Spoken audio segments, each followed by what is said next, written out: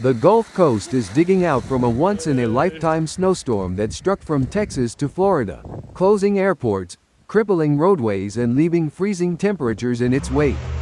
Airports in Alabama, Texas, Louisiana, Mississippi and Florida closed Tuesday due to unprecedented snowfall.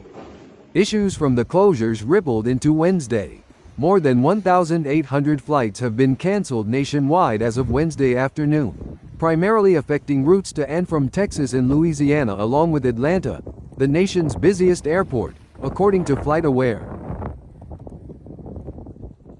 This storm brought more snow to some cities than any other storm in at least the last 130 years.